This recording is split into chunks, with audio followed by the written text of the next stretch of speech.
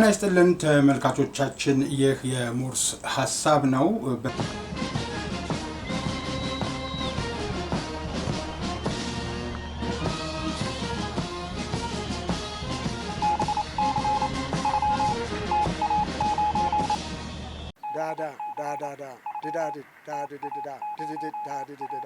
ሞርስ ማለት ይችላል። ይህ ሞርስ ነው የሚያዘጋጀው ወንድም ኢዮብ ለልጆች እዚህ ጋር ያለው ነገር ያባቴ ነው፣ እዚህ ጋር ያለው ነገር የእናቴን አስተዋጽኦ ነው የሚባልበት በቅንነት እናስበው። በጽድ የላችሁ እንደ ጠቅላይ ሚኒስትሩ በመንግስት ባርኔጣ፣ እንደ ፕሬዝዳንቱ በብልጽግና ባርኔጣ አፈር እየነኩ ካሳዩህ አንተም አፈር ነካ። ፖለቲከኞቻችን የሚያውቁንም እኛም የምናውቃቸው ወይም የምናያቸው በ5 ዓመት አንድ ጊዜ የሆነ የሰው ከብት የሰው ማሳ ውስጥ ሲገባ እህሌ ተበላብኝ ተብሎ ይያዝና የአፈላማ ይከፈልና በላ የተባለው ከብት ወይም ሳይመለሳል ለባለቤቱ። ሌሊት ቀን ከረኞች ጋር ወጥቶ ተለይቶ የጠፋ ከብት ደግሞ ደረሰበት ቤት ያድርና ለባለቤቱ ይመለሳል። ምናልባት የሚመልሰው ሰው ጨካኝ ከተባለ የጅብ አፍ ቢያስከፍል ነው። አሁን ሰውን የሚያክል ክቡር ፍጡር አግቶ ብር ተቀብሎ አስከሬን የሚልክ ይህ ችግር ሁሉ ቀደም ሲል በተሰሩ የቤት ስራዎች የነበሩ ናቸው። ብንመረጥ እንድናደርጋለን ለህዝባችን የሚጠቅመን ይሄ ነው ብለው ከግራ ዘመሙም ከቀኝ ዘመሙም ከመሀል ሰፋሪውም ሳይሆኑ የፖለቲካ ፕሮግራም ያላቸው ግን ወጣት የሆኑ ሊያካትት የሚችል ህዝቡን ቀርበው እንዲያውቁት ከአባላት ምዝገባና ከቢሮ መክፈት የሆነ ነገር ሲፈጠር መግለጫ ከማውጣት በዘለለ ልምድ ሊያስካብትና ልምድ ሊያመጣላቸው የሚችል ተግባር አለ። ይሄ ተግባር ግን በህግ ሊወሰን ይገባል የሚሉ ናቸው አስተያየት ሰጪዎች። እነዚህ በሙሉ ዶክተር አብይ ያመጧቸው አይደለም። በፊት ላይ የነበሩ ተዳፍነው የነበሩ ግን ለውጡ መምጣቱን ተከትሎ የፈነዱና መስመራቸውን የሚያደርገው ኃይል እያደረገው እንዳስቀመጠው የሆኑ ናቸው። ይሄ ልምምድ ከቀጠለ እናንተስ ወደ ስልጣን ብትመጡ የትኛውን የተረጋጋች ኢትዮጵያ ነው የምትቀበሉት ነው? ራሳችሁ አውክታችሁት፣ ራሳችሁ ጋግራችሁት፣ አክምባሎን ያልከፈታችሁት መጥፎ ቀለብ እሳት ላይ ተጥሏል። እንዴት ይሆናል ነው? በሚቆጠርና በሚሰላ ከእገሌ ጋር በውጭ ሀገር ከሚኖሩ ዜጎች በተጠያቂነት ይህን ያክል ገንዘብ አግኝቻለሁ። መጀመሪያም ለፕሮጀክቱን ይፋ ያድርግ። ለዚህ ለ3 አረጋውያን ቤት መስሪያ ይበለው ማደሻ ይበለው፣ ለ3 አረጋውያን ቤት ማደሻ የሚሆን ከዚህ ጠየቅኩኝ ይበል ይምጣ። ያንን ኦዲት የሚደረግበት ሌላ ሜካኒዝም ያስፈልገዋል። ምክንያቱም አንዳንድ ፓርቲዎች ደግሞ ለጥፋት ተግባርም ስለሚያውሉት አንዳንዴም ሰራን ብለው ድሮ የህዝብ ሰፈራ ላይ ተሰርቶ እንደነበረው ወጣቶችና ተማሪዎች አድርገው እንደነበረው ጓድ ፕሬዝዳንት መንግስቱን ለመሸወድ የሸንበቆና የጭራሮ ቤት ተደርጎ ሚሰራንም ተብሎ በስም እንዳይነገድ። ግን እኔን ብትመርጡኝ በሚቀጥለው 5 ዓመት ሳስተዳድራችሁ ብለህ የምትነግረኝ አንተ የፖለቲካ መሪ፣ የፖለቲካ ፓርቲ አመራር፣ የፖለቲካ ፓርቲ እጩ ባለፉት 5 እና 4 ዓመታት ምን ስታደርጋየሁ ብዬ ልምረጥ ነው እየተባልክ እየተጠየቅ ያለው። ስለዚህ ፖለቲካውን አያስነካም ገዢው ፓርቲ። ምናልባት አሁን እንደ አዲስ በተያዘው ልማድ ስለ ቀጣይነቱ የሚቀጥለው ምርጫ ነው የሚወስነው። ይቀጥላል ብዬ ተስፋ አደርጋለሁ። ገዢው ፓርቲ ልዩ የሀሳብ ልዩነት አላቸው የተባሉትን የፖለቲካ ፓርቲ አመራሮች አባላት በስልጣን ውስጥ አጋርቷቸው አስጠግቷቸው ከዚህ ቀደም ያየናቸውን አዲስ ተሞክሮ የሚቀጥል ከሆነ ጥሩ ነው። ካህኑም ሼሁም ፖለቲከኛውም ሲቪሉም ወታደሩም ታጣቂውም ሁሉም አንድ ሀገር ነው ያለው፣ አንድ ኢትዮጵያ። እንዴት አድርገን እሷን እናስተዳድራት ነው አሁን ትልቁ ችግር። አሁን የማምናቸው ሰዎች እያደረጉ ያሉትን ማውቃቸው ሰዎች እያደረጉ ያሉትን ተስፋ የሚያስቆርጥ ነገር ትላንትና የነገሩኝ፣ ትላንትና የሰማሁላቸው፣ ትላንትና ያጨበጨብኩላቸው ዛሬ ግን ትላንት ሲጸይፉት በነበረው ከረጢት ውስጥ ገብተው ሲቆሽሹ ማየት ትንሽ ለህሊና ያልተመቸኝ። ለምርጫ እንቅስቃሴ ከምታደርጉት የ100% እኔ ከምሰጣቸው የ100% አገልግሎት 25%ን ለማህበረሰብ አገልግሎት እንድታውሉት የሚል አንዲት ህግ መውጣት አለበት። ከአባላት በሚሰበሰብ ገንዘብ ይህን ነገር አድርጉት የሚል አንድ ህግ መውጣት አለበት። ሳንገናኝ ሳንተዋወቅ በአራተኛው ዓመት ላይ መጣችሁ ምረጡኝ ምልክቴ ይሄ ነው ብላችሁ ብትሉ ስልጣን ላይ ወጥተት ሰራልኛል ወይ የሚለውን እንደምን አውቄ እንደምን አምኜ የሚል ጥያቄ ለሚያነሳው ማህበረሰብ መልስ አዘጋጁ ለማለት ፈልጌ ነው። ያረጋያንን ቤት ማህበረሰቡን አስተባብረህ በጉልበት ብቻ አስተባብረህ ይሄ የገሌ ፓርቲ ያሰራው ቤት መባል አለበት። ስልጣን ላይ ስትወጣ ደግሞ ኮንዶሚኒየም ሰርተህ ትሰጣለህ ማለት ነው።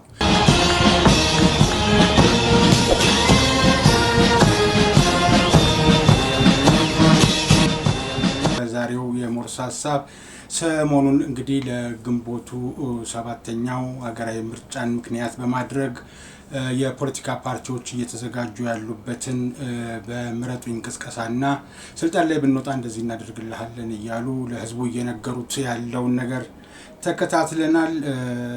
ምናልባት ከቀናት በኋላም የጽሞና ጊዜ ይኖራል። እስካሁን የነበረው የፖለቲካ እንቅስቃሴ ወይም የምረጡኝ ቅስቀሳ ይቆማል። ግን እስካሁን ድረስ በታዘብንበት ልክ አንዳንድ ሀሳቦችን ማንሳት ወደናል። በዋናነት የፖለቲካ ፓርቲዎቹ የሚያነሱትና ችግር አለበት የሚሉት እንግዲህ በሁለት ጎራ ጠቅላላ ስናደርገው በሁለት ጎራ የተከፈሉ ናቸው። የህገ መንግስቱን መኖርና የህገ መንግስቱ ይሻሻል ጥያቄ ያላቸው ናቸው። ግን የፌዴራሉን ህገ መንግስት ብቻ ነው የሚያነሱት። ህገ መንግስቱ በራሱ እንዳይሻሻል ማሰሪያ አንቀጽ ያለውን አንቀጽ በመጥቀስ ለማሻሻል እና እሱ ጋር ተያይዞ አንዳንድ የሚስተካከሉ ጉዳዮች ይኖራሉ የሚል እሳቤ ያላቸው ፖለቲካ ፓርቲዎችን አይተናል። ግን ዋናው ነገር እሱ ላይ ብቻ ሳይሆን ዛሬ ማንሳት የፈለግነው የፌዴራል ህገ መንግስቱን ማሻሻል አለመሻሻሉ በሚያጨቃጭቅበት በሚያነጋግርበት ጊዜ ከሀገራዊ ምክክር ኮሚሽን የተገኘው አንዳንድ ፍንጭ ሰጪ ምልክቶች እንደሚጠቁሙት የህገ መንግስቱ ወደ መሻሻሉ ማዘንበሉን ነው። ግን የፖለቲካ ፓርቲዎቹ አገር አቀፍም ከሆኑ ከምዕራብ እስከ ምስራቅ ከሰሜን እስከ ደቡብ ኢትዮጵያን እናስተዳድራለን ብለው እስከተነሱ ድረስ ስልጣኑን ካገኙት የክልል አቀፍ ቢሆኑ በክልሉ ውስጥ አራቱም አቅጣጫዎች ላይ ክልሉን እናስተዳድራለን ብለው እስከተነሱ ድረስ የክልል ህገ መንግስቶችን በተመለከተ ሀሳቦች ሲያነሱ አይስተዋልም እና ለምንድን ነው የሚል ጥያቄ ነው ዛሬ የምናነሳው። የክልል ህገ መንግስትን ስለማወቃቸውም አንዳንድ ጥርጣሬዎችም አሉ። ምክንያቱም በተለይ እዛ እየኖረ ያለ አነስተኛ ቁጥር ያለው ብሔርን የተመለከተ ሀሳብ ላይ ደካማ አስተያየቶች ሲንሸራሸሩ በማየት ማለት ነው። ህገ መንግስቱ ይሻሻል አይሻሻል በሚለው ላይ የሚነሱ ሀሳቦች እንግዲህ ሀሳቡ ሲነሳ በራሱ የክልሉን ህገ መንግስት ያልፉታል። ማሳያዎችም አሉ። አንዳንድ ክልሎች ሌሎችን ዜጎች ወይም የሌላን ብሔር ተወላጆች እንደመጤ የሚያዩ ለመኖሩ ኑር ሊሉ ይችላሉ። አንድ ብሔር በአንድ ክልላዊ ህገ መንግስት ከሌላ ቦታ እስከመጣ ድረስ መኖሩን ላይከለክሉት ይችላሉ። መመረጡ ላይ የፖለቲካ ተሳትፎ ላይ ግን እንዴት ይሆናል የሚለው ነገር በቴሌቪዥን ለሚደረገው የምርጫ ክርክር ጊዜም ከዩኒቨርሲቲ ከመጡ ተማሪዎችም ተነስቶ እንደነበር አስታውሳለሁ። ይህን ጥያቄ በሚያወላዳና በማያዳግም መልኩ ግን ጥያቄ ሲሰጡ አልተስተዋለም። የፖለቲካ ፓርቲዎቻችን በዚህ የነሻነት ነው የፖለቲከኞቻችን ህዝቡን አያውቁትም ከዳር እስከ ዳር የሚል ሀሳብ አንስተን የክልል ህገ መንግስትን ስለማሻሻል ስለመቀየር ስለመለወጥ በዛው ባለበት እንዲቀጥል ማድረግ የፌዴራል ህገ መንግስቱ እስኪሻሻል ድረስ መጠበቅ ፌዴራል ህገ መንግስቱን ለማሻሻል የሚጠበቁ ድምጾች አሉ፣ የሚጠበቁ ውሳኔዎች አሉ። የክልል ህገ መንግስት ስለማሻሻል ምንድነው መደረግ ያለበት? በተለይ ክልል አቀፍ ለሆነው ብቻ የምንተወው ጉዳይ አይደለም። አገር አቀፍ ነኝ ላለውና ከአንደኛው ጫፍ ወደ ሌላው ጫፍ የሚሄደውን የማህበረሰብ ክፍል ይጨቁናል ወይም እንደ ፍላጎቱ የፖለቲካ ተሳትፎ እንዳይንቀሳቀስ እንዳይንሸራሸር ያደርጋል ተብሎ ስለሚታሰብ በተለይ አገር አቀፍ ፖለቲካ ፓርቲዎች ከዚህ አንፃር ምን አታያላቸው? ለምንድን ነው ይህንስ ነገርስ አንስተው ያልተወያዩበት የሚለውን ነው ዛሬ ማንሳት የፈለግነውና እየወደድነው። በዚህም ለህግ ሰዎች እንግዲህ በሚቀጥለው ዛሬ ሀሳብ አድርገን የምናነሳውን በቀጣይ በዚህ ሀሳብ ላይ በምናገኘው ግብረ መልስ ጉዳዩን አጀንዳ በማድረግ ለህግ ሰዎች ለፖሊሲ አውጪዎች ግብአት ሊሆን በሚችል ሁኔታ አዘጋጅተን እንመለሳለን እናቀርባለን። ዛሬ ግን በምድር ኃይል ፎሌን ሲነፋ፣ በአየር ኃይል ፓሬድ፣ በባህር ኃይል ማስተሪንግ ሲደረግ ወደ እናንተ ይዘን እንድንቀርብና ሀሳቡን እንድናንሸራሽር የሞርስ የበላይ ጠባቂን ፈቃድ አግኝተናል። የሞርስ ኤዲሲ መረጃዎችን አሰባስቦ ጠረጴዛችን ላይ አስቀምጦልናል። እናም የዛሬው የሞርስ ሀሳብ እነሆ ጀመረ።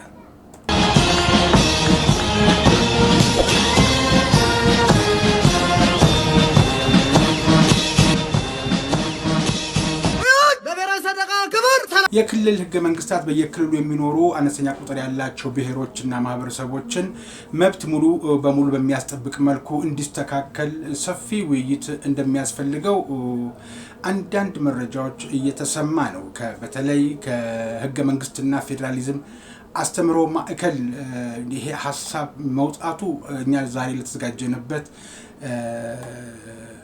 መነሻ ሀሳብ ፖለቲከኞቻችን የፖለቲካ ፓርቲዎቻችን አያውቁትም፣ ህዝቡን አያውቁንም እና እንዲያውቁን ምን መደረግ አለበት የሚለውን ሀሳብ እያሰናዳን እያለ ነው የህገ መንግስትና የፌዴራሊዝም አስተምሮ ማዕከል በማዕከሉ የስልጣናን ማስተባበሪያ ዴስክ ኃላፊ አቶ ዘውዴ ደምሴ ለአሃዱ የነገሩት ግሩም የሆነ መረጃ ግብአት ሆኖናል። ማንኛውም የፌዴራል ህገ መንግስቱ ላይ ማንኛውም ኢትዮጵያዊ በሁሉም የሀገሪቱ ክፍል ተንቀሳቅሶ የመኖር የመስራትና በፖለቲካ የመሳተፍ መብት እንዳለው በግልጽ አስቀምጧል ብለዋል። እሳቸው እውነት ነው። ህገ መንግስታቱ በክልሎቹ የሚኖሩ አነስተኛ ቁጥር ያላቸው ማህበረሰቦችን መብት ከማክበር አንጻር የተቃኘ ውይይት እንደሚያስፈልጋቸው ተገልጿል። እንግዲህ ህገ መንግስቱ የተለያዩ አንቀጾችን ጨምሮ ብቻም ሳይሆን የክልል መንግስታት ህገ መንግስት ራሱ የመኖርን መብትና ቀጥታ ባይጥስም እንኳን አትኖርም እዚህ ባይልም እንኳን ባለቤትነትን በብቸኝነት ክልሉን ወስኖ ለተወሰኑ ወገኖች ብቻ ስለሚበይን የሌላውን አናሳ ቁጥር ያለውን እና የሌሎች ብሔሮች መብት የሚጋፋበት አጋጣሚ መፈጠሩን እንደኛው ታዝበዋል። እንግዲህ የማዕከሉ የስልጠና ኃላፊ ስለዚህ በዚህ መንገድ የኢኮኖሚያዊ ማህበራዊ ትስስር ሊጠናከር የሚችለው አንዱ ከአንዱ ጋር የሚጋፋበት አጋጣሚ ሳይሆን መሰናሰሉና መያያዙ ሁሉም መብቶች እኩል ሲሆኑ እንደሆነ መሆን አለበት የሚል ሀሳብ ነው የተነሳው። የህግ ድንጋጌዎቹ አነስተኛ ቁጥር ያላቸው ማህበረሰቦች ይበልጥን በሚያረጋግጡ መልኩ መብቶቻቸውን በውይይት መልክ መስተካከል እንደሚገባቸው አጽንኦት ሰጥተዋል። እኒህ ሰው እንግዲህ ለፌዴራሊዝም ቅርብ የሆኑ ናቸው። እስካሁን ድረስ ያሉትም ችግሮች ከህገ መንግስቱ የሚመነጩ በመሆናቸው ከዚህ አንጻር ምን መደረግ እንዳለበትም ነው ሀሳባቸውን ለማንጸባረቅ የሞከሩት። እኛም ለዚህ ለሞርስ ሀሳብ ለዛሬው ጥሩ ግብአት ሆኖናል። የእኛን ሀሳብ የሚያጠናክር እኛም የሳቸውን ሀሳብ የምንገዛው ነው። ግን ፖለቲከኞቻችን ለምንድን ነው ይህንን ሀሳብ የማያነሱት የሚለውን ሀሳብ ነው እኛ ማንሳት የፈለግ ነው። በምርጫ ወቅት ሊደረጉ የሚችሉ ቅስቀሳዎች ከምረጡኝ ባለፈ የተበለሻሹ ተብለው በፖለቲከኞቹ የሚታሰቡትን ነገሮች እናስተካክላለን እንዲናደርጋለን የሚሉት ቃል የሚገቡት ነገር አለ። ግን አብዛኞቹ ችግሮች ከህገ መንግስቱ የሚመነጩ ናቸው ተብሎ ከተባለ የእስካሁን ድረስ ለምን የህገ መንግስቱን በተለይ የክልሉን ህገ መንግስት ለማሻሻል በዛም የሚቀጥሉም ከሆነ ያለውን ጥሩ ጎን ለመግለጽ ያልተሞከሩ ተዘለው የፌዴራል ህገ መንግስቱን ነው የሚያነሱት። የራሱ የክልሉን ነዋሪ የክልሉን ብሔር የሚወክል መዝሙር መደንገግ በክልሉ ህገ መንግስት ተፈቅዷል። የራሱን የስራ ቋንቋ በዛው በክልሉ ህገ መንግስት ወስኗል። ሌሎችም ጉዳዮች ይወስነዋል። የክልል መንግስታት የባለቤትነት መብት የማን እንደሆነ ክልሉ የማን በባለቤትነት የማን እንደሆነ ለምሳሌ በቤንሻንጉል ለምሳሌ ለማሳያነት ብናነሳው የአምስቱን ብሔሮች በባለቤትነት ያነሳና ሌላውን ግን በፖለቲካም በምንም እንቅስቃሴ ላይ ጉልህ ቦታ እንዲያገኙ አያደርግም። ሐረሪም እንደዛው እና የክልል መንግስታት ህገ መንግስት ለማሻሻል ወይም በዛው ለመቀጠል ደካማና ጥሩ ጎኑ ለምንድነው የማይነሳው ብለን ይሄን ሐሳብ እናነሳለን። ወደፊትም ህገ መንግስቱ የማሻሻል ፍንጭ እየታየ ነው፣ የፌደራል ህገ መንግስቱ ማለት ነው። ምናልባት የክልሉን ህገ መንግስቶች እንዴት ሊያደርጋቸው እንደታሰበም በቀጣይ ለፖሊሲ አውጪዎችና ለህግ አውጪዎች ለሚመለከታቸው ሰዎችም ግብአት እንዲሆን ቀደም ሲል በመግቢያችን ላይ እንዳልነው በአጀንዳ መልክ ቀርጸን የምንወያይበት ይሆናል። ግን ስለ ፖለቲከኞቻችን ይህንን አላነሱትም ብቻ ሳይሆን ዛሬ እንደ ሀሳብ ከምናነሳቸው መፍትሄም ሊሆን የሚችለው ወደፊትም የክልል ህገ መንግስት ጥሩ ነው፣ በዚሁ ይቀጥል፣ የክልል ህገ መንግስት ይሄ አይነት ጎዶሎ ጎን አለው፣ እኛ ስልጣን ብንይዝ እንደዚህ እናሻሽለዋለን አለማለታቸው ብቻ አይደለም። ፖለቲከኞቻችን የሚያውቁንም እኛም የምናውቃቸው ወይም የምናያቸው በ5 ዓመት አንድ ጊዜ የሆነ ተቸግረናልም ይመስለኛል። እና ምንድነው መፍትሄው የሚል ነገር ዛሬ ህዝቡንም እንዲያውቁት ኢትዮጵያንም እንዲያውቋት የተጻፈን ገልብጦ የማምጣት ማኒፌስቶ የማመሳሰል ከአንዱ አንዱ መቅዳት ሳይሆን ይሄኛው ዘንድሮ ጥሩ ማስተማሪያ መስፈንጠሪያ ሆኖን 7ኛው ሀገራዊ ምርጫ በተለይ በቀጣይ ፖለቲከኞቻችን ምን አይነት ሚና ሊኖራቸው እንደሚገባ ምናልባት በህግ የሚደነገግ አዲስ ህግ ቢወጣ የሚሉ አስተያየት ሰጪዎች አሉ። ፖለቲከኞቻችን እንዲያውቁን የፖለቲካ ፓርቲዎች ስልጣን ላይ ብቻ አውጡኝ ሳይሆን በምን መንገድ መጡ 5ቱን ዓመት የሚለው ነገር ህዝብ ደጋፊዎቻችን ስናደራጅ አባላቶቻችንን ስንመለምል ቢሮ ስንከፍት ሊሉ ይችላሉ። የሆነ ነገር በገዢው መንግስት በኩል ሲደርስ መግለጫ አውጥተን ነበር፣ ሰላማዊ ሰልፍ ጠርተን ነበር የሚሉት ነገር አላቸው። ይሄ ብቻውን ያዋጣል ወይ ነው? ይሄ ብቻውን የፖለቲካ ፓርቲዎችን እንድናውቃቸው ያደርጋል ወይ የሚሉ ጥያቄዎች ይነሳሉ። በተለይ አሁን የማኒፌስቶአችን ይሄ ነው፣ የፖለቲካ ግባችን ይሄ ነው፣ ብትመርጡን እንዲናረጋለን የሚል ነገር ከተነሳ በኋላ የሚነሱትና አንዳንድ ቦታ ዞር ዞር ብለን የመራጩን የነዋሪውን ሐሳብ በማንሳት መፍትሄስ የምትሉት ምንድነው የሚለውን ነገር ለአመላክቱን ባልናቸው መሰረት ልምዱ ሊኖራቸው ይገባል። ዝም ብሎ አንዳንድ ጊዜ በፖለቲካው ጎዳና እስካሁን ድረስ ልቀው የመጡ ከዘመነ ኢህአዴግ ጊዜ ጀምረን የምናውቃቸው ጉምቱ የሚባሉ አንስቷን ያተረፉ ከፖለቲካ አካዳሚካል እውቀታቸው ባሻገር በልምድ በጣም ብዙ ጊዜ ያስቆጠሩ ፖለቲከኞች አሉ።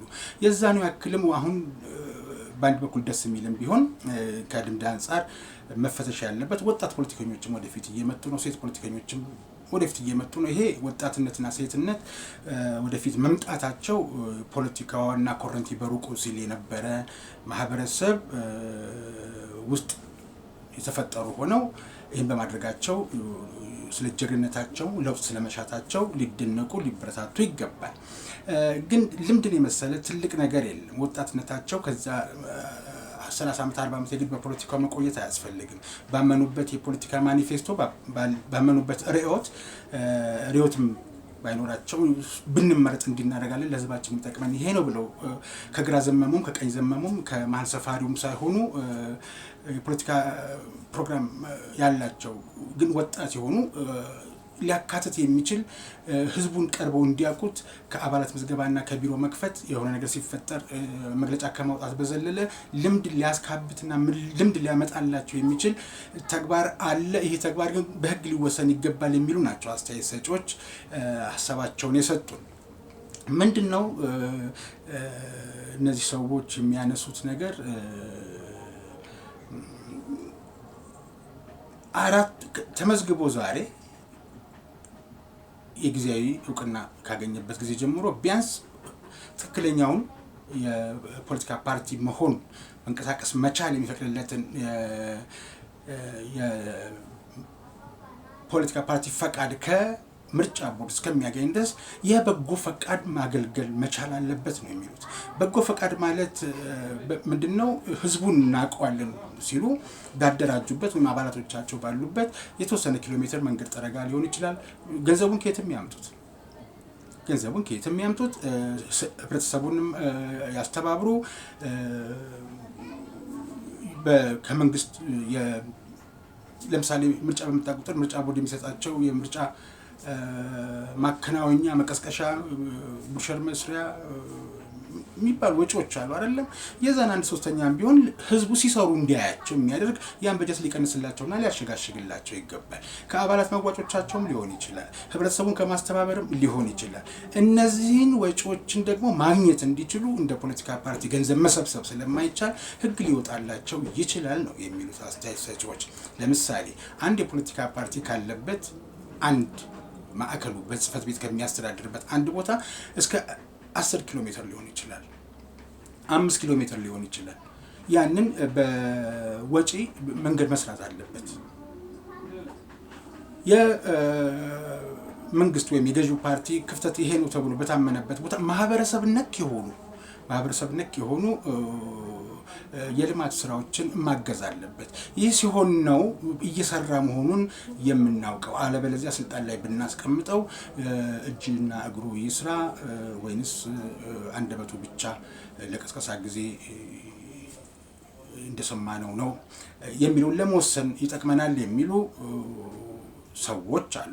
ምናልባት የክልል አቀፍ የፖለቲካ ፓርቲዎችን የአገር አቀፍ ፖለቲካ ፓርቲዎችንም በተመለከተ ምክንያቱም የክልሎቹ በቋንቋቸው ክልላቸው ስለሆነ የፌዴሬሽን ምክር ቤትም ማስተካከያ ሊያደርግ የሚገባው አንድ ህግ ክፍተት ካለ ሊዘጋጅለት ይገባል። በተለይ ግን የምርጫ ቦርድ ጊዜያዊ ሰርቲፊኬት ከሰጠበት ጊዜ ጀምሮ ቋሚውን ዋናው ሰርቲፊኬት እስከሚሰጥበት ጊዜም ባለው ቢሆን ከዛ በኋላም ባለው ቢሆን የማህበረሰብ ግልጋሎት በጎ ፈቃደኝነት ላይ የተመሰረተ ግዴታ የሚጥል አዲስ ህግ ሊሻሻል ይገባል። መስራትና መንቀሳቀሳቸውን በዚህ ነው የምናውቀው የሚለው ሐሳብ እየተነሳ ነው። ምን እንደምትሉ በኮሜንት ላይ እናንተም ሐሳባችሁን ልታጋሩ ትችላላችሁ። እና ይህ የሆነ እንደሆነ በአገር ውስጥም ሆኖ በቅርብ በውጭ ሀገርም ሆኖ በሩቅ በፖለቲካው ራዕያቸው አገርና ህዝብን የሚለውጥ እንጂ ሐሳባቸው ባሉበት ሆነው አገርና ህዝብን የሚጎዳ ተግባር ሊያከናውኑ የሚችሉ የፖለቲከኞች ቁጥር ይቀንሳል ነው የሚሉት ያነጋገርናቸው ሰዎች። ምክንያቱም ራዕያቸውን አስቀምጠዋል። ምርጫ የመጣ ሰሞን አይደለም ሩጫው። በቅርቡትን 4 ዓመታት አባላትን ከማደራጀት ጽህፈት ቤትን ከማዘጋጀትና ከመክፈት በዘለለ ምንም የሚሰራ ስራ የለም። ፖለቲካ እንደሆነ በሪዮታ ዓለማቸው በፕሮግራማቸው አስቀምጠውት ለምርጫ ዝግጁ መሆንን ላይ ያተኮረ ካልሆነ ከመጪዎቹ 5 የምርጫ ዘመን ውስጥ ቢያንስ አንዱን ዓመት እንኳን ለማህበረሰብ አገልግሎት ማዋል ቢችሉ ብትመርጡን እየተባለ አካል ጉዳተኞችን በፖሊሲያችን መብትና ግዴታቸውን አካተናል፣ እነሱን እንጠቅማለን። የምርጫ ሰሞን ብቻ ሳይሆን የህይወት ዘይቤያቸውን ቀላል የሚያደርግ ተግባር ሊከናወንላቸው ይገባል። ይህን ስልጣን ላይ ያለው መንግስት ወይም ገዢው ፓርቲ መንግስትነት ግዴታ ስላለበት ያንን የመስራት ግዴታ ይጠበቅበታል፣ ያደርገዋል ወይም እንዲያደርግ ግፊት ይደረጋል። ግን እኔን ብትመርጡኝ በሚቀጥለው 5 ዓመት ሳስተዳድራችሁ ብለህ የምትነግረኝ አንተ የፖለቲካ መሪ፣ የፖለቲካ ፓርቲ አመራር፣ የፖለቲካ ፓርቲ እጩ ባለፉት 5 እና 4 ዓመታት ምን ስታደርጋየሁ ብዬ ልምረጥ ነው እየተባልክ እየተጠየቅ ያለው። ስለዚህ ፖለቲካውን አያስነካም ገዢው ፓርቲ። ምናልባት አሁን እንደ አዲስ በተያዘው ልማድ ስለ ቀጣይነቱ የሚቀጥለው ምርጫ ነው የሚወስነው። ይቀጥላል ብዬ ተስፋ አደርጋለሁ። ገዢው ፓርቲ ልዩ የሐሳብ ልዩነት አላቸው የተባሉትን የፖለቲካ ፓርቲ አመራሮች አባላት በስልጣን ውስጥ አጋርቷቸው አስጠግቷቸው ከዚህ ቀደም ያየናቸውን አዲስ ተሞክሮ የሚቀጥል ከሆነ ጥሩ ነው። እሱ ሌላ ጉዳይ ነው። ግን በፖለቲካ ጉዳይ እንደ ፖለቲካ ፓርቲ ስመጥቀሱ የምርጫ ዋዜማ ላይም ስለሆናችሁ ጥሩ ስላልሆነ ነው። 4 ዓመት ሙሉ 4 ዓመት ከምናምን ሳንሰማችሁ ሌላው ቢቀር እንደው ለምርጫ ቦርድ ዓመታዊ ሪፖርት አቀረቡ የሚባለውን ነገር ጠቅላላ ጉባኤ ጠሩ የሚባለውን እንኳን በወጉ ሳንሰማ ለምርጫ ደረስን የምትሉ ስላላችሁ አሁን ህብረተሰቡ ከሚያነሳውም ጋር ስታግዘኝ ልህ የአካል ጉዳተኞችን ቀደም ሲል እንዳልኩት መኖሪያቸውን ከታክሲ ወደ ቤታቸው መግቢያው መንገድ ሊሰራ ይችላል። የማህበረሰባዊ ኃላፊነት ነው ይሄ። ያረጋያንን ቤት ማህበረሰቡን አስተባብረህ በጉልበት ብቻ አስተባብረህ ይሄ የገሌ ፓርቲ ያሰራው ቤት መባል አለበት። ስልጣን ላይ ስትወጣ ደግሞ ኮንዶሚኒየም ሰርተህ ትሰጣለህ ማለት ነው። እንዲህ አይነት የቀድሞ ተሞክሮ የሌለበት የፖለቲካ ፓርቲን ለማወቅና አባላቶቹ ብቻ ናቸው በነገራችን ላይ በደንብ የሚያውቋቸው። እጩ የሆነው ሰው ሲናገር ሲያብራራ የመናገር የማብራራት ችግር ሊኖርበት ይችላል። በጽሁፍ እንኳን ብታቀርቡት ሊያውቋችሁ የሚችሉት አሁንም የአባላቶቻችሁ ናቸው። አባላቱ ያልሆኑ የሌላውን ሰው መራጭ አይደለ ወደ እናንተ ለመውሰድ እኛን ትክክል ለማለት እየሞከራችሁና እየፈለጋችሁት ያለው እየተናገራችሁ እያስተዋወቃችሁ ያላችሁ ይሄንን ሰርቻለሁ ብላችሁ የምትሉት ግን የለም። ይሄን ነገር የህግ ክፍተት ካለ ነው አሁን የህዝብ አስተያየት የገንዘብ ምንጭ ምርጫ ቦርድ ይቀንስ ከሚሰጣችሁ ላይ ለምርጫ ህግ ወጥቶ ለምርጫ እንቅስቃሴ ከምታደርጉት የ100% እኔ ከምሰጣችሁ የ100% አገልግሎት 25%ን ለማህበረሰብ አገልግሎት እንድታውሉት የሚል አንዲት ህግ መውጣት አለበት። ከአባላት በሚሰበሰብ ገንዘብ ይህን ነገር አድርጉት የሚል አንድ ህግ መውጣት አለበት። ሳንገናኝ ሳንተዋወቅ በአራተኛው ዓመት ላይ መጣችሁ ምረጡኝ ምልክቴ ይሄ ነው ብላችሁ ብትሉ ስልጣን ላይ ወጥተት ሰራልኛል ወይ የሚለውን እንደምን አውቄ እንደምን አምኜ የሚል ጥያቄ ለሚያነሳው ማህበረሰብ መልስ አዘጋጁ ለማለት ፈልጌ ነው። ፖለቲከኞቻችን አያውቁንም ስንል በምክንያት ነው። አሁን ይህን ሀሳብ ወደ እናንተ ይዘን እየመጣን አንድ ጽሁፍ አየሁ ከፖለቲካ ስም ከሚንቀሳቀሱ ሰው አቶ ጃዋርና የነዳጅ ዋጋ ጭማሪን ተከትሎ ጎረቤታችን ኬንያ በህዝባዊ አመጽ ተጥለቅልቃለች። የኢራኑ ጦርነት ተከትሎ በኬንያ የነዳጅ ዋጋ ጭማሪ ሲደረግ የመጀመሪያው ቢሆንም ህዝቡ አንቀበል በማለት በብዙ ከተሞች እየተቃወመ ይገኛል አለና በኢትዮጵያ ስንቱ ጭማሪ ተደረገ ብሎ ይጠይቃል ባጋራው ጽሁፍ።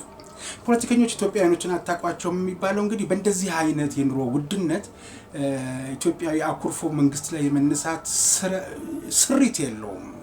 ስለዚህ እንደው ወይ አንዱን ነገር ያዙት። አመጽ ቀስቃሽ ነን ብላችሁ ዝም ብሎ አመጹን መቀስቀስ ይሻላል። እንደሚባለው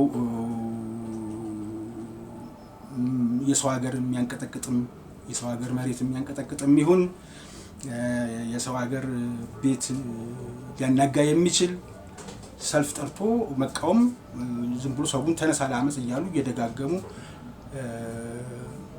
ማለት አንድ ነገር ነው። ግን በእንደዚህ አይነት የኑሮ ውድነት የቅኝ ተገዝታ የማታውቅ ሀገር ስለሆነች ኢትዮጵያ የቅኝ ገዢዎቹን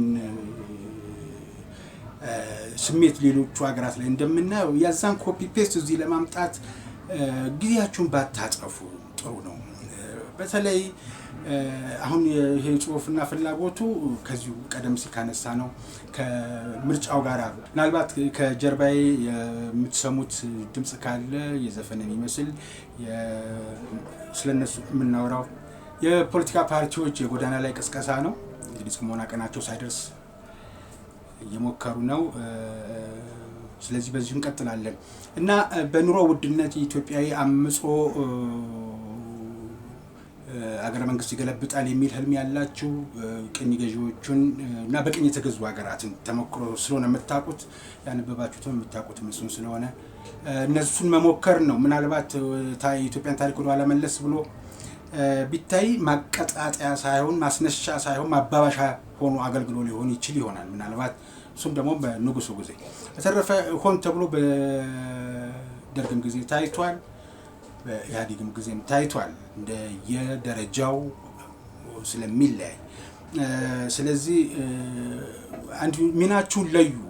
አሁን ቅድም በማህበረሰባዊ ተሳትፎ አገልግሎት የመስጠት ግዴታ የሚጥል አዲስ ህግ ይዘጋጅ እያለ ነው ህዝቡ ብለን እንዳልነው የዛን ጊዜ ኃላፊነትም በሚቀጥለው ይሄን 3 ዓመት 4 ዓመት ህዝቡን በማህበረሰብ አቀፍ አገልግሎት አገልግየው ማን እንደሆንኩኝ ስላሳየሁት የመስራት ጥረቴን ስላሳየሁት በሚቀጥለው ጊዜ ይመርጠኛል፣ ስለዚህ እንዲረበሽ አልፈልግም የሚል ኃላፊነትንም አብሮ ስለሚይዝ ፖለቲከኞቻችንም ከደም ግጭት የምንጀራ ከሚጋግሩ የታሪካዊ ጥላቶቻችን ተላላኪዎች ተጠልፎ አይወድቁ። እነሱም ያላቸው አንድ ሀገር ነው፣ እኛም ያለን አንድ ሀገር ነው። ካህኑም ሼሁም ፖለቲከኛውም ሲቪሉም ወታደሩም ታጣቂውም ሁሉም አንድ ሀገር ነው ያለው፣ አንድ ኢትዮጵያ። እንዴት አድርገን እሷን እናስተዳድራት ነው አሁን ትልቁ ችግር። አሁን የማምናቸው ሰዎች እያደረጉ ያሉትን ማውቃቸው ሰዎች እያደረጉ ያሉትን ተስፋ የሚያስቆርጥ ነገር ትላንትና የነገሩኝ፣ ትላንትና የሰማሁላቸው፣ ትላንትና ያጨበጨብኩላቸው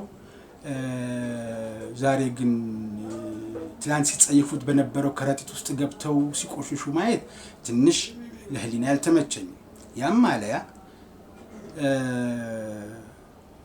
እንዲሁ እንዳለፈው ደግሞ የይቅርታ ዘመን ይመጣና ነገሮች በይቅርታ ደግሞ መልሰን እንገናኝ ይሆናል። የዛን ጊዜም ማፈር ከሌለ የለም። ግን ለማንኛውም ፖለቲካ ለእናንተም እኮ ስልጣን ስትይዙ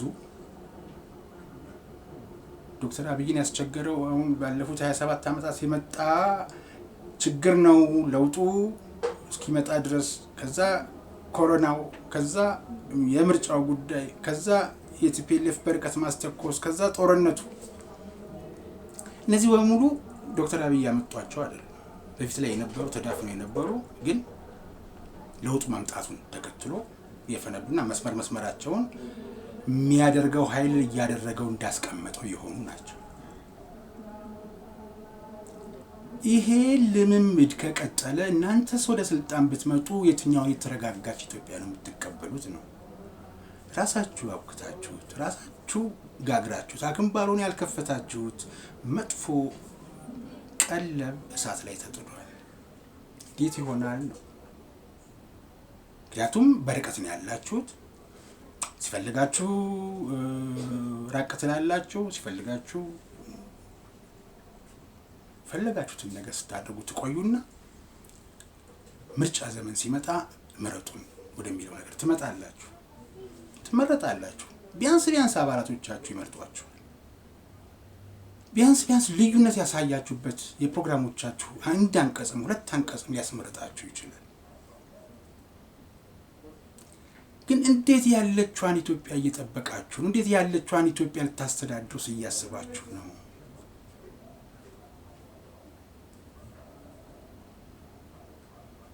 ዝቅ ብላችሁ ማገልገልን ባልለመዳችሁበት፣ ለምሳሌ ይህንን ወደ ሌላ ምሳሌ እንውሰደው፣ ግር እንዳይላችሁ። ህወሓት ጦርነት ሲጀምር ምርጫ ማድረግ ነበረባት ኢትዮጵያ እና ተፎካካሪ ፓርቲዎች በሙሉ በጣም ብዙ ልዩነቶች አሏቸው፣ ግን ኢትዮጵያን አስቀደሙ። አንዳንዶችም ሰራዊቱ ያለውን ውሎና አዳር ስሜቱን እንዴት እንደሆነ በዛ በቦታው ድረስ ሄደን ያሉ እና አገር አትፈርስም ይቆይ። ያን ጊዜ በዳግማዊ አፄ ምኒልክ ጊዜ አድዋ ንዝመት ብለው ከተጠብቀኝ ወራይሉ ላይ ብለው ሲሉ ፖለቲከኞች ልዩነት ነበራቸው አይደለም? ከንጉሱ ጋር አንዳንድ በሳቸው አስተዳደር ላይ ጥያቄ የሚያነሱ በኋላም በጃንሆይ በግርማዊ ቀዳማዊ ኃይለ ሥላሴ እና ራስ አበበ አረጋይ ልዩነት ነበራቸው። ማይጨው ጠላት ለሁለተኛ ጊዜ ለበቀለ ወረራ የመጣ ጊዜ እነ ራስ አበበ ግን ኢትዮጵያን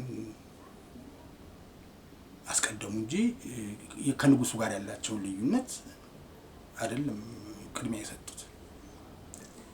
የለውጡ መንግስት እንደመጣ ህወሓት ያን ነገር አድርጎ ስለነበር አብዛኞቹ ይታወቃሉ። እሱ ቀባብሯቸው በሪሞት የፈለገበት ቦታ ሆኖ የሚያፈነዳቸው ልዩነቶች ነበሩ። የሚያፈነዳቸው የጭካኔ ቦምቦች ነበሩ። ኢትዮጵያውያን በየትኛው ነው አብዮቱን ለምንድነው ደርግ ግርማዊ ቀዳማዊ አፄ ኃይለ ሥላሴን ካቢኔ ረሽኑ አብዮት እንዳመጣውና አንድ ብሎ እንደጀመረው የዶክተር አብይ አንድ ብዬ አልጀምርም ካለው ሪፎርም አድርጌ ነው የምነሳው አሉ። የዛን ጊዜ ለምንድነው ከ4 ኪሎ ቤተ መንግስት የምገፋው? በእንዲህ አይነት ሁኔታማ ስልጣኔን መልቀቅ የለብኝም፣ ማዕከላዊ መንግስትን ማጣት የለብኝም ብሎ በየቦታው ላይ ቀብሮት የነበረውን ፈንጂ ማፈንዳት ጀመረ እንጂ ኢትዮጵያውያን በየትኛው አንጀታቸው ችለው ነው ሰው ዘቅዝቀው የሚሰቅሉት? የዶክተር አብይ ችግር አይደለም። ይሄ ሰው ተዘቅዝቆ የተሰቀለው ገና በጠዋቱ ነው። አግቶ የኔ ያክል ብር አንጣ በየትኛው ነው ብሩ እንኳን እንደ ሽፍታ ብሩን እንኳን ቢቀበል መያዣ ያደረገውን ሰው ይለቅ ነበር።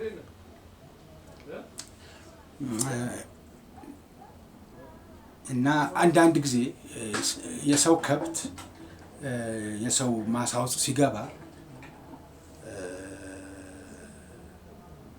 እህሌ ተበላብኝ ተብሎ ይያዝና የአፈላማ ይከፈልና በላ የተባለው ከብት ወይም ሳይመለሳል ለባለቤቱ። ሌሊት ቀን ከረኞች ጋር ወጥቶ ተለይቶ የጠፋ ከብት ደግሞ ደረሰበት ቤት ያድርና ለባለቤቱ ይመለሳል። ምናልባት የሚመልሰው ሰው ጨካኝ ከተባለ የጅብ አፍ ቢያስከፍል ነው። አሁን ሰውን የሚያክል ክቡር ፍጡር አግቶ ብር ተቀብሎ አስከሬን የሚልክ ይህ ችግር ሁሉ ቀደም ሲል በተሰሩ የቤት ስራዎች የነበሩ ናቸው። ግን የዛን ጊዜ የነበሩ ፖለቲከኞች እንዲገቡ የተፈቀደላቸው ቢያንስ ኢትዮጵያን መውደድ ምን ማለት እንደሆነ፣ ኢትዮጵያ አትፈርስም ማለት ምን ማለት እንደሆነ በአንደበታቸውም የመሰከሩ ቅድሚያ ለሀገርም ሰጥተው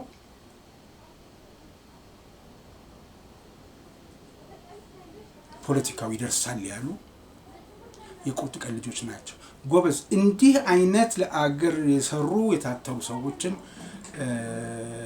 ማመስገን ግድ ነው።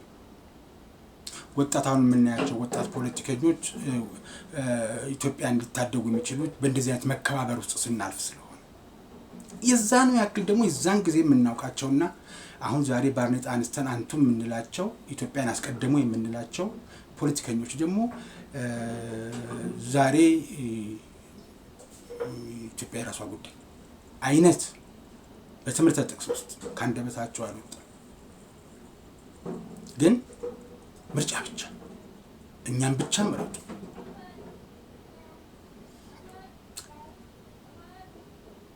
ምናልባት ባለፉት ዓመታት ስልጣን ውስጥ አለመካተት ከሆነ አለመጋራት ውስጥ አለመግባት ከሆነ በቀጣይ እንዲህ ከምናሳጣ ለኛም ቦታ ይፈልግልን እንደዚህ ያስጨነቀን መሄድ እንችላለን ተብሎም ከሆነ እውነት ሰይጣን የሚሉትን ሰምቶ በኢትዮጵያም ጨክነውም ከሆነ ራሳቸውና ህሊናቸው ይመርምር። ከ8ኛው ሀገራዊ ምርጫ በኋላ ግን የኢትዮጵያ ሕዝብ የሚያውቁትን የፖለቲካ ፓርቲዎች ይፈልጋል እየተባለ ነው።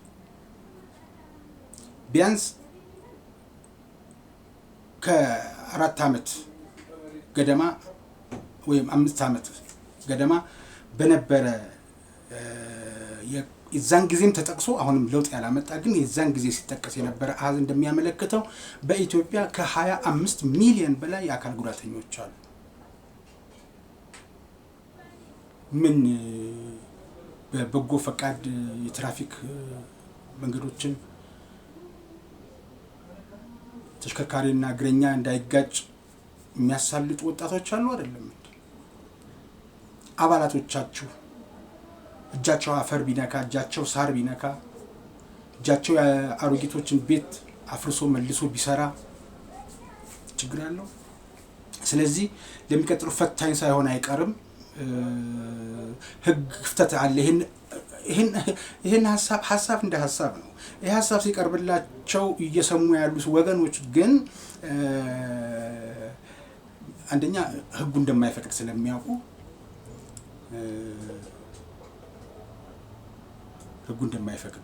ስለሚያውቁ ገንዘብ ምንጭ ከየት ሊያመጡ እንደማይችሉ በህጉ ስለተቆለፈ ይሄንም ስለሚያውቁት ህጉ አያሰራም፣ ዝም ብሎ ሊሉ ይችላሉ። ህግ ግን መሻሻል አለበት ነው ጥያቄ።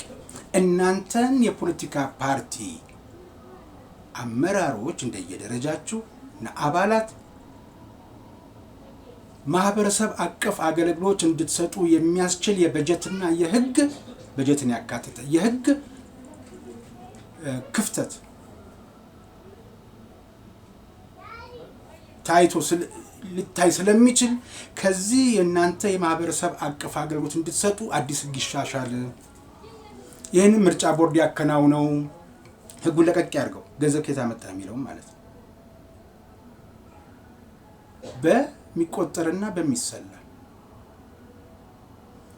ከእገሌ ጋር በውጭ ሀገር ከሚኖሩ ዜጎች በተጠያቂነት ይህን ያክል ገንዘብ አግኝቻለሁ። መጀመሪያም ፕሮጀክቱን ይፋ ያድርግ። ለዚህ ለሶስት አረጋውያን ቤት መስሪያ ይበለው ማደሻ ይበለው፣ ለሶስት አረጋውያን ቤት ማደሻ የሚሆን ከዚህ ጠየቅኩኝ ይበል ይምጣ። ያንን ኦዲት የሚደረግበት ሌላ ሜካኒዝም ያስፈልገዋል። ምክንያቱም አንዳንድ ፓርቲዎች ደግሞ ለጥፋት ተግባርም ስለሚያውሉት አንዳንዴም ሰራን ብለው ድሮ የህዝብ ሰፈራ ላይ ተሰርቶ እንደነበረው ወጣቶችና ተማሪዎች አድርገው እንደነበረው ጓድ ፕሬዝዳንት መንግስቱን ለመሸወድ የሸንበቆና የጨራሮ ቤት ተደርጎ ቢሰራንም ተብሎ በስም እንዳይነገድ ኦዲት የሚደረግ እና እጃችሁን አረጋውያንን ደግፉበት። ጸሎታቸው በእድሜ የሚቀጥለው ምርጫ ጋር ከደረሱ መራጭነታቸው ለእናንተ ነው የሚጠቅመው። ምናልባት ምርጫ ቦርድ ይህን ብቻ አላደርግም ማድረግ አይችልም የሚል ነገር ካለ የክልል አቀፍ የፖለቲካ ፓርቲዎችም ይህን ነገር በክልላቸውም በሁሉም ቦታ ጋር ማከናወን እንደ ዜጋ ስለሚጠበቅባቸው ምናልባት ሌሎች አካላትም በሀሳብ ላይ ይሳተፉ ከሆነ በህግ ማውጣቱ ላይ ሊሆን ይገባል። 4 ዓመት ሙሉ 5 ዓመት ሙሉ ምን ሰራህ ቢባል ምንም አልሰራሁኝም፣ እገሌ ሲታሰር እገሌ ኑሮ ሲወደድ ግን መግለጫ አውጥቻለሁ፣ መግለጫው ምን ይጠቅመኛል ነው። ምርጫ ሲመጣ በአንተ ጉልበት በአንተ እውቀትም አይደለም ለስልጣን ፉክክር የምትመጣው፣ የምርጫ ቦርድ በሚቆርጠው ደሞዝ ነው 5 ዓመት እኮ። ስለዚህ ገንዘብም እውቀትም የተሰራው የፖለቲካው ማኒፌስቶም ፕሮግራም ሁሉም የተሰራው ገና ስትመሰረት ነው። 4 ዓመት ሙሉና ከዛ በኋላ ምርጫም ሳይቀናቸው የነበሩ ከዛ ወደ ምን ተሰራ የሚለውን ህዝቡ እየጠየቀ ነው። ስለዚህ ይህንን ለማድረግ አብረው ደግሞ በሲቪል ማህበራት ኤጀንሲ በኩል የሲቪክ ማህበራት ሆኖ ተመዝግበው ምርጫ ሲደርስ ሰብአዊ መብት አያያዙን፣ ምርጫ ጣቢያው የተስተካከለ መሆኑን፣ ኮሮጆ ያልተከፈተ መሆኑን እያሉ የሚያጣሩ በጣም በርካታ የሲቪክ ማህበራት አሉ። እነዚህ ሰዎች ይቆጣጠሯቸው። አንዳንድ ጊዜ የምርጫ አጣማሪ ብቻ ሳይሆን መሆን ያለባቸው በእንደዚህ አይነት ጊዜም ህጉ እንዴት ይውጣ። ሲቪክ ማህበራት ግንዛቤ መስጠትን ጨምሮ ማህበረሰብን ማገልገል ነው አይደለ? እና ፖለቲከኞቹ ብቻ ተነጥለው በየ5 ዓመት የሚመጡበት ምክንያት ምንድነው የሚለውን እናንተም እየተጠየቃችሁ። ስለዚህ የት ጋር ነው ህግ ክፍተት አለ እነዚህን ሰዎች እንዳያሰራ? ገዢ ፓርቲ ነኝ ብሎ በመንግስት ካባነ በመንግስት ባለጣ ብቻውን የያዛቸው ነገሮች አሉ። ፖለቲካውን አይለቅላችሁ በማጋራትና በአብራችሁ ይንስሩ በሚለው አካሄድ ካልሆነ ፖለቲካውን ላይለቅላችሁ ይችላል፣ ኢኮኖሚው ላይለቅላችሁ ይችላል። ማህበራዊ ጉዳዮችን ግን ይለቅላችኋል። ታግሳላችሁ እንጂ የምትጎዱት ነገር ስለሌለ ከምንም ነገር በላይ 25 ሚሊዮን የሚጠጋ የተባለውን የአካል ጉዳተኛ እንኳን ቢያንስ ታደጉት። ለአይነ ስውራን የሚመች መንገድ፣ ለዊልቸር የሚመች መንገድ ሰርታችሁ እገሌ የተሰኘ ፓርቲ አገር አቀፍ ነበር ወይም ክልል አቀፍ ነበር እየሰራው መንገድ ነው። የግድ ስልጣን ላይ መውጣት አያስፈልግም። ማህበረሰብን ለማገልገል ነው ባጭሩ።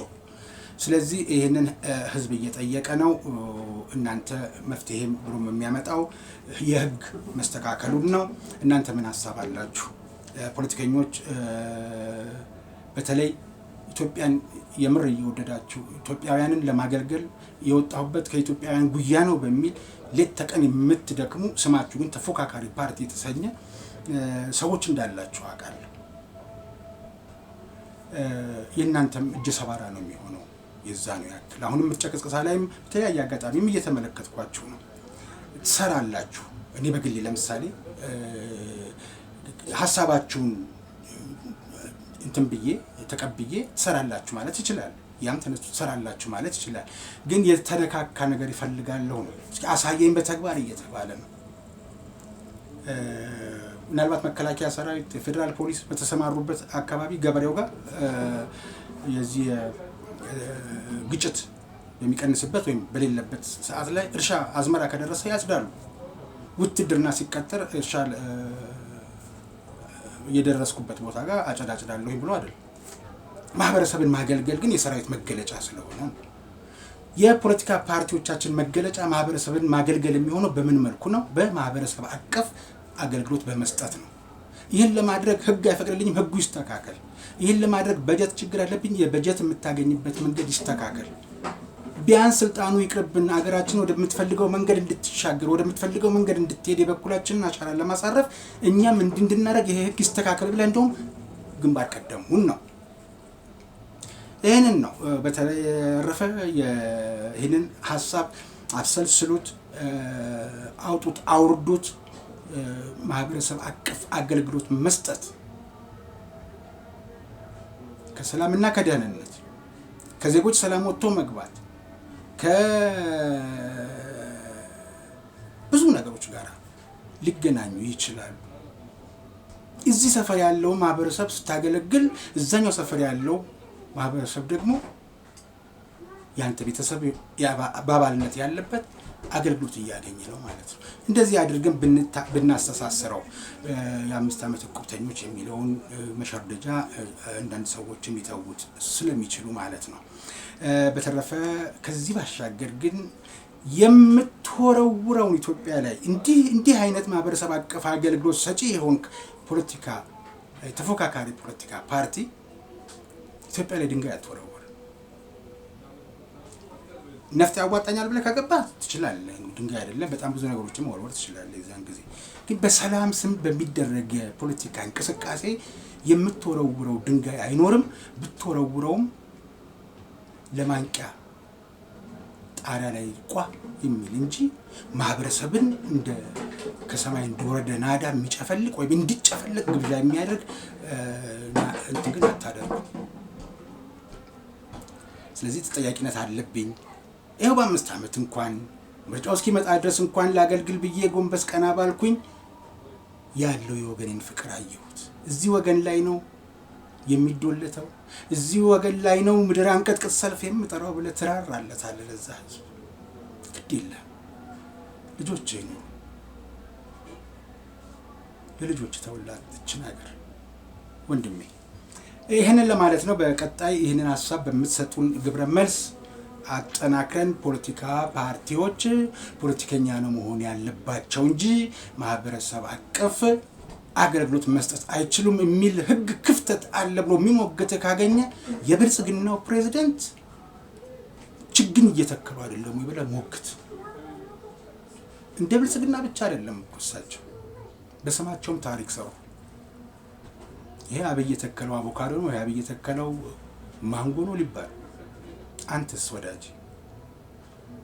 ስልጣኑ ቀርቶ 4 ኪሎ ይቀር የአንድ ሚኒስትርነት ቦታ እንኳን ብታጣ ቢያንስ ታሪክ ስራ ለልጆች። እዚህ ጋር ያለው ነገር የአባቴ ነው፣ እዚህ ጋር ያለው ነገር የእናቴን አስተዋጽኦ ነው የሚባልበት በቅንነት እናስብ ጎበዝ። ግድ የላችሁ እንደ ጠቅላይ ሚኒስትሩ በመንግስት ባርኔጣ፣ እንደ ፕሬዝዳንቱ በብልጽግና ባርኔጣ አፈር እየነኩ ካሳዩህ አንተም አፈር ነካ። ይህንን ለማለት ነው። ይህንን ክፍተት ሞልቶ እንደተባለው ከወገንህ ጋር ቡና እየጠጣህ ገበናውን ሸፍነህ ችግሩን ቀርፈህ 4 ዓመት አገልግለው በ5ኛው ዓመት ይመርጣል። ስለዚህ የተፎካካሪ ፓርቲ አመራሮች አባላት ይሄ እንዲሆን ታደርጉ ዘንድ ሐሳብ ነው የተነሳው። ስለዚህ በቀጣይ አጀንዳ ሆኖ አጀንዳ የምንሰጥበት መሰናዶ ይኖራል።